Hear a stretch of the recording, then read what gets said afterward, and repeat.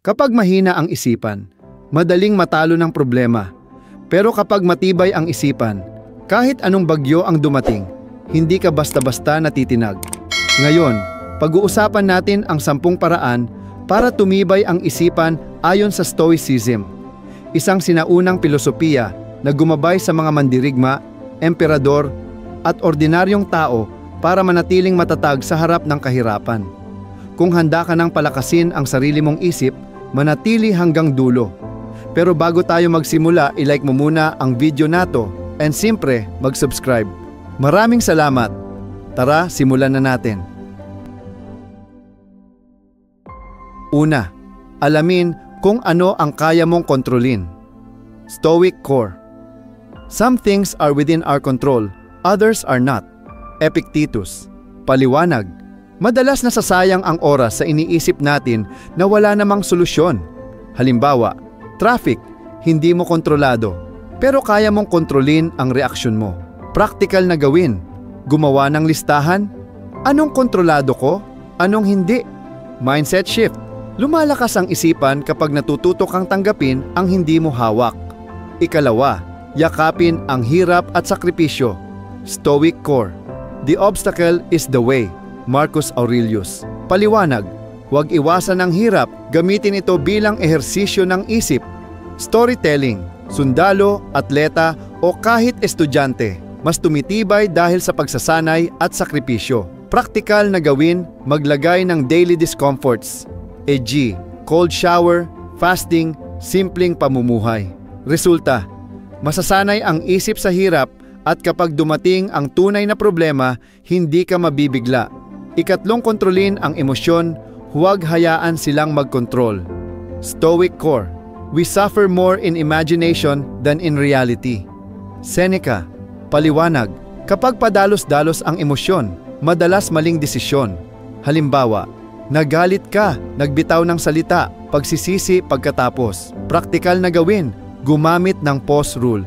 Huminto 3 hanggang 5 segundo bago magsalita o mag-react. Resulta, mas matibay ang isipan kasi ikaw ang may hawak ng manibela, hindi ang emosyon. 4. Harapin ang katotohanan kahit masakit. Stoic Core. Stoicism equals living in accordance with nature, with truth. Paliwanag, mahina ang isip kapag takas ng takas sa realidad. Halimbawa, ayaw tanggapin na wala ng spark ang relasyon, lalo lang nasasaktan. Praktikal na gawin, gumawa ng truth journaling. Isulat ang katotohanang mahirap tanggapin. Resulta, tumitibay ang isip dahil sanay sa pagharap sa realidad. 5. Gamitin ang kapangyarihan ng pag-iisip bago kumilos. Stoic Core. Wisdom equals deliberate thought before action. Paliwanag, hindi ibig sabihin na mahina ang mabagal magdesisyon. Ang tunay na lakas ay nasa maingat na pag-iisip. Halimbawa, business decision. Mas mabuting maghintay at suriin kaysa padalos-dalos. Praktikal na gawin, gumamit ng tanong bago magdesisyon. Kontrolado ko ba ito? Ano ang worst case scenario? Kaya ko bang tanggapin ang resulta? Resulta, tibay ng isipan dahil hindi basta nadadala sa bugso.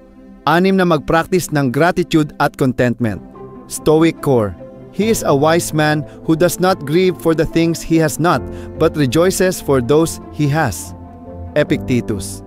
Paliwanag, mahina ang isipan kapag puro kakulangan ang iniisip. Praktikal na gawin, araw-araw, isulat ang 3 bagay na ipinagpapasalamat mo. Resulta, ang isip na marunong makontento, matibay laban sa inggit at pagkadismaya. 7. Maghanda lagi sa pinakamasama, premeditatio malorum. Stoic Core. Laging maghanda sa worst case. Paliwanag, kapag handa ka na mentally, hindi ka mabibigla o matutumba. Halimbawa, naghanda sa rejection, kaya hindi masakit kapag nangyari. Praktikal na gawin, bago gumawa ng plano, isipin, ano ang maaaring pumalpak? Paano ko haharapin? Resulta, tumitibay ang isipan dahil hindi natataranta kapag may unexpected. 4. Piliin ang tamang tao sa paligid. Stoic Core. The company you keep shapes your mind. Paliwanag, kung toxic, tsismoso, at negatibo ang kasama mo, hihina ka rin.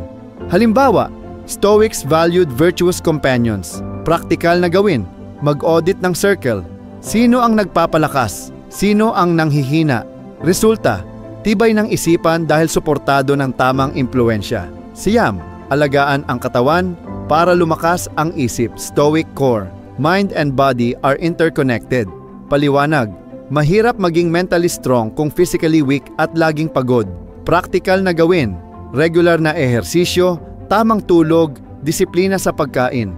Resulta, mas malinaw ang isip, mas matatag sa stress. 10. Gamitin ang pananaw ng mortality. Memento mori. Stoic core. Remember you must die. Paliwanag. Tunay na lakas ng isipan ay nagmumula sa pagkaalala na limitado ang oras. Storytelling. Marcus Aurelius araw-araw nag-iisip na maaring iyon na ang huling araw. Praktikal na gawin. Gumamit ng memento mori reminder, bracelet, wallpaper, journal. Resulta, tumitibay ang isipan kasi hindi nasasayang ang oras. Mas determinado kang mabuhay ng may kabuluhan. Ito ang 10 paraan para tumibay ang isipan ayon sa Stoicism. Hindi ito overnight process. Ito ay disiplina na unti-unting hinuhubog araw-araw. Kapag natutunan mong kontrolin ang isip mo, wala nang sitwasyon ang makakatalo sa iyo.